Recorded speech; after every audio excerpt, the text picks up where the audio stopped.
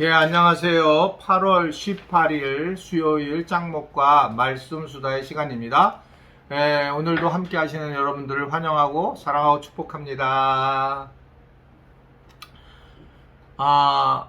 오늘 말씀은 신명기 28장 20절부터 35절까지의 말씀인데요. 제가 이렇게 보는 이유는 이제 노안이 너무 심해서 돋보기랑 김이 잘 안 보여서 그렇습니다. 하나님 말씀 보시겠습니다. 내가 악을 행하여 그를 잊음으로 내 손으로 하는 모든 일에 여호와께서 저주와 혼란과 책망을 내리사 망하며 속히 파멸하게 하실 것이며 여호와께서 내 몸에 연병이 들게 하사 내가 들어가 차지할 땅에서 마침내 너를 멸하실 것이며 여호와께서 폐병과 열병과 염증과 학질과 한재와 풍재와 썩는 재앙으로 너를 치시리니 이 재앙들이 너를 따라서 너를 진멸하게 할 것이라. 내 머리 위에 하늘은 노시 되고 내 아래의 땅은 철이 될 것이며 여호와께서 비 대신에 티끌과 모래를 내 땅에 내리시리니 그것들이 하늘에서 내 위에 내려 마침내 너를 멸하리라. 여호와께서 내 적군 앞에서 너를 패하게 하시리니 내가 그들을 치러 한 길로 나가서 그들 앞에서 7길로 도망할 것이며 내가 또 땅의 모든 나라 중에 흩어지고 내 시체가 공중의 모든 새와 땅의 짐승들의 밥이 될 것이나 그것들을 쫓아줄 자가 없을 것이며 여호와께서 애굽의 종기와 치질과 괴혈병과 피부병으로 너를 치시리니 내가 치유받지 못할 것이며 여호와께서 또 너를 미치는 것과 눈 머는 것과 정신병으로 치시리니 맹인이 어두운 데서 더듬는 것과 같이 내가 백주에도 더듬고 내 길이 형통하지 못하여 항상 압제와 노략을 당할 뿐이리니 너를 구원할 자가 없을 것이며 내가 여자와 약혼하였으나 다른 사람이 그 여자와 같이 동침할 것이요 집을 건축하였으나 거기에 거주하지 못할 것이요 포도원을 심었으나 내가 그 열매를 따지 못할 것이며 내 소를 내 목전에서 잡았으나 내가 먹지 못할 것이며 내 나귀를 내 목전에서 빼앗겨도 도로 찾지 못할 것이며 내 양을 원수에게 빼앗길 것이나 너를 도와줄 자가 없을 것이며 내 자녀를 다른 민족에게 빼앗기고 종일 생각하고 찾음으로 눈이 피곤하여지나 내 손에 힘이 없을 것이며 내 토지 소산과 내 수고로 얻은 것을 내가 알지 못하는 민족이 먹겠고 너는 항상 압제와 학대를 받을 뿐이리니 이러므로 내 눈에 보이는 일로 말미암아 내가 미치리라. 여호와께서 내 무릎과 다리를 쳐서 고치지 못할 심한 종기를 생기게 하여 발바닥에서부터 정수리까지 이르게 하시리라. 네, 어제 말씀을 우리가 함께 나눴던 것처럼 정말 하나님은 복을 주시기를 원하고 하나님의 말씀을 듣고 순종하는 자들에게 하나님의 복을 허락하신다. 그래서 뭐 광주리도 복을 받고 뭐 문설줄도 복을 받고 뭐 떡반죽 그릇도 복을 받고 그런 복을 받는다는 말씀이 있었고, 그래서 많은 분들이 이 신명기 28장 말씀을 참 좋아해요. 그런데 오늘 말씀은 반대의 말씀입니다. 즉 순종하면 복을 받지만 불순종하게 되었을 때에는 굉장히 심각한 상황이 될 거라고 하는 것을 오늘 우리에게 전해주고 있습니다. 너무나 무서운 얘기들이 쭉 써 있어요. 읽고 싶지도 않은 그런 이야기가 쭉 써 있는데, 우리가 이러한 어떤 어려움, 즉 어떤 불순종으로 나타나는 현상들이 우리가 회개하기 위한 하나님의 또 다른 사랑이다라는 것들을 기억해야 된다라는 겁니다. 사실은 이러한 하나님께서 우리가 볼 때 있는 저주는 하나님의 또 다른 사랑의 모습이라 이렇게 생각할 수가 있습니다. 불순종에게 나타나는 오늘 말씀 보면 이 이스라엘 백성들에게 질병이 나타나게 되고 또 썩는 재앙, 그리고 전쟁에서 패배, 이런 것들을 예고를 해요. 즉 엄청난 저주를 예고하는 그런 장면이 오늘 본문의 내용의 말씀입니다. 국내외로 엄청난 재앙이 임하게 될 것이다 라고 사전 저주를 예고를 하는 겁니다. 어떤 사람이 불순종하는 사람들이, 회개를 하지 않고 불순종하는 사람들이 그런 모습이라고 하는 거죠. 그러나 사실은 여기에 깔려 있는 것은 하나님의 사랑이다 라고 볼 수가 있습니다. 결국 우리가 고난이 있을 때에야 비로소 우리는 깨닫는 그런 존재이기 때문에 그렇습니다. 왜 우리가 고난이 축복의 지름길이냐면, 고난을 통해서 우리가 뭘 알게 되냐면 순종이라는 걸 알게 되는 거예요. 고난을 받은 사람들은 자기 포기를 하게 되고 자기 권리를 내려놓게 되면서, 그러면서 하나님이 하시도록 맡기게 되면서 결국 그때서야 이러한 저주 같은 것들이 하나님의 사랑으로 다가오는 경우가 굉장히 많이 있습니다. 내게 나타난 어떤 고난은 저주라고 다가오는 것이 알고 보면 결국은 우리에게 하나님의 사랑이 나타났다는 거죠. 우리가 잘 아는 돌아온 탕자의 비유를 봐도 마찬가지입니다.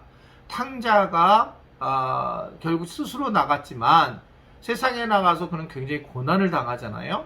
그런 엄청난 고난 속에서 이 탕자는 어떤 마음을 가지게 됩니까? 탕자는 그곳에서 하나님의 사랑을 다시 아버지의 사랑을 회복하면서 아버지에게 돌아오는 모습을 보이게 됩니다. 이게 이제 우리의 어떤 모습이다 이렇게 볼 수가 있어요. 그냥 있는 것이 아니라 결국은 이런 어려운 일을 겪으면서 아버지에게 돌아오는 이 모습이 그는 나중에 복을 받는 그런 모습입니다. 그래서 아버지가 풍악을 울리면서 잔치를 벌려주는 것에 대해서 오히려 그것을 꺼리끼게 하면서 이제 아버지의 아들로서만 온 것을 감사를 해요. 그런데 이러한 저주를 받지 않은, 어떻게 해서 고난을 당하지 않은 첫 아들은 무엇 때문에 공격을 합니까? 그는 둘째 동생이 돌아온 것을 비교하면서 내게는 이렇게 해준 적이 없다고 하면서 오히려 더 큰 죄악을 범하는 걸 볼 수가 있어요. 이게 이제 우리들의 어떤 모습이라 이렇게 볼 수 있습니다. 즉 밖에 나간 죄를 범했던 그러한 둘째 아들은 도리어 그가 고난을 당하고 어려운 일을 당하고 저주를 받아서 결국 하나님께 돌아오는 사랑을 입지만 큰아들 맏아들은 그런 일을 행하지 않으면서 자기 의에 쌓이게 되며 특별히 비교를 하면서 결국은 바리새인 같은 모습을 드러내는 것이 바로 예수님께서 이 탕자의 비유를 우리에게 전해주는 그런 모습이라고 볼 수가 있습니다. 뭘 강조를 하고 싶은가? 결국은 우리에게 슬픔과 아픔과 고난이 결국 자기를 변화시키게 되고 나를 변화시킬 때에 나는 내 모든 걸 내려놓는 상황으로 가게 되는 것들을 생각할 수가 있습니다. 저는 이제 누님이 세 명 있었잖아요. 세 명이 누님이 60 이전에 다 돌아가시면서 사실은 한 명 때는 좀 이해가 됐는데 2명 때는 너무 놀랬고 3명 때는 정말 화도 나면서도 또 완전히 포기하는 그러니까 그러면서 어떤 사회는 포기라는 자체가 시간이 지나면서 결국 하나님이 하시면 아무것도 안 되는구나 라는 것을 생각하면서 자포자기해서 믿음으로 바뀌어지는 그런 이제 상황이 있는 것입니다. 많은 분들이 왜 목사님은 이렇게 막 큰 일을 할 수 있었는가 라고 물어볼 때에 저는 그때 다시 돌아가면 못할 거예요. 정말로요. 개척이나 건축이나 정말 자신이 없어요. 그런데 할 수 있었던 이유는 그런 어떤 바탕에 깔려있는 고난, 인생이라는 게 이렇게 허무하고 아무것도 아니구나 이런 것들이 깔려 있으면서 하나님이 하셔야 되는 것이 아닌가 라고 하는 생각을 가지면서 저의 믿음이 다시 새롭게 세워지는 개인적으로 계기가 되었습니다. 저는 지금도 큰 교회 목사님들과 많은 친밀한 관계를 갖지 못해요. 그분들이 잘못했다는 얘기는 절대 아닙니다. 오히려 개척교회 목회자들 또 비자리교회 목사님들과 만나는 걸 좋아하고 그분들을 섬기는 것을 참 좋아하고 있어요. 그것은 제 성품에 대한 얘기가 아닙니다. 이걸 갖다 날 너무 높이 평가할 필요가 없어요. 그러지도 않겠지만 그것은 왜 그러냐 하면 저는 삶이라는 거가 결국은 죽게 될 거고 그리고 결국은 하나님 앞에 가는 것인데 내가 누구를 어느 그룹에 속해서 그 세상에서 드러나는 그룹이 돼야 들어가고 이런 건 의미가 없고 정말 내가 필요한 사람이 누구인가라고 하는 부분에서 생명을 함께 나눌 사람들을 저는 더 중요하게 여기는 그런 이제 사람이라고 볼 수가 있습니다. 이러한 것들이 사실은 문제는 뭐냐면 고난 속에서 나타난 거예요. 고난 속에서 부모님도 빨리 잃고 누님들도 잃고 그러면서 이 고난이 이렇게 쭉 와보니 결국은 인생은 아무것도 아니라는 걸 알면서 하나님만을 드러내는 그런 모습으로 생각하며 살아갈 때가 많이 있습니다.